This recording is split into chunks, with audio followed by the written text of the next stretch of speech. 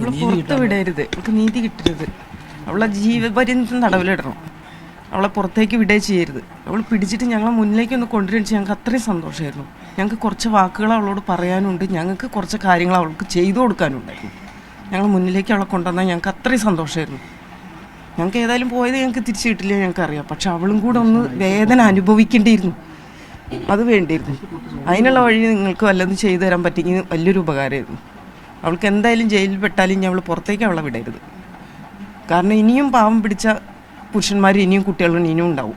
ഇതേമാതിരത്തെ സ്ത്രീകളെ വിട്ടിട്ടുണ്ടെങ്കിൽ ഇനിയും ഇതേമാതിരി അച്ഛനും അമ്മമാരും നീതി കുടുങ്ങിപ്പോവും.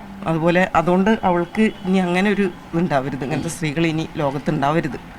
നമ്മളും സ്ത്രീകൾ തന്നെയാണ്, പക്ഷേ ഇങ്ങനത്തെ സ്ത്രീകൾ ഇനി ഉണ്ടാവാൻ പാടില്ല. അതാണ് എനിക്ക് പറയാനുള്ളത്. അവളെ കൊണ്ടുവന്ന അത്രയും നന്ദി. ഞങ്ങൾ കണ്ണിൻ്റെ മുമ്പിൽ ഒന്ന് കാണണ്ടിയിരുന്നു. ഞങ്ങൾ മൊബൈലിൽ കണ്ടിട്ടുള്ള ആളെ നേരിട്ട് കണ്ടിട്ടില്ല.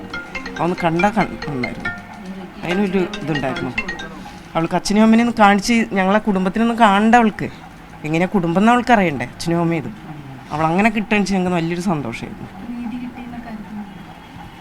നിധി കിട്ടുന്നിപ്പോൾ ഞങ്ങൾക്ക് ഒന്നും പറയാൻ പറ്റില്ലല്ലോ. പിടിച്ചെന്നല്ല പറയണത്. ഇനിയിപ്പോൾ അവരെന്താ ഇതാക്കണമെന്ന് ഞങ്ങൾക്ക് പറയാൻ പറ്റില്ലല്ലോ. എന്താ തീരുമാനിക്കാൻ ഞങ്ങൾക്ക് പറയാൻ പറ്റില്ലല്ലോ. ജാമ്യത്തിൽ വിട്ടാൽ പോയില്ലേ, ജാമ്യത്തിൽ അവരെ വിടാൻ പാടില്ല. ഒരിക്കലും ഒരു കാരണവശാലും അവൾ ജാമ്യത്തിൽ വിടാൻ പാടില്ല. ജാമ്യത്തിൽ വിട്ടാലാണ് പിന്നെ പിടിച്ചെന്ന് പറഞ്ഞ് നാളെ പറയണം അവളെ ജാമ്യത്തിൽ വിട്ടെന്നല്ല പോയില്ലേ, പിന്നെ അതിലെ വകുപ്പും മറ്റേതൊക്കെ പോയി. ഈ ഇതിൽ തന്നെ ഓള് കഠിന ശിക്ഷ കൊടുത്തിട്ട് ഓളെ ലോകപ്പിലാക്കണം.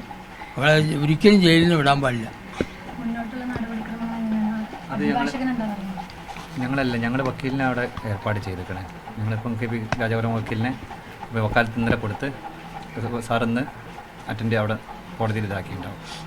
അപ്പോൾ ഞങ്ങൾ കമ്പനി വക്കീലിനാണ്ട് വിട്ടുകൊടുത്ത് വക്കീലിൻ്റെ കാര്യങ്ങൾ വക്കീൽ ചെയ്യാൻ വേണ്ടിയിട്ടാണ് ഞങ്ങൾ വിട്ടുകൊടുത്ത വക്കീൽ. എന്ന് വെച്ചാൽ ഞങ്ങൾക്ക് ഇവിടുന്ന് മൂപ്പരെ ഞങ്ങൾ എല്ലാവരും ആക്കി കുറച്ച് കാലങ്ങളായിട്ട് നമുക്ക് അറിയണ ഒരു വക്കീലാണ്, സുപ്രീം കോടതി വക്കീലാണ്. അപ്പോൾ അങ്ങനെയാണ് ഞങ്ങൾ കൊടുത്തത്. ഓക്കെ.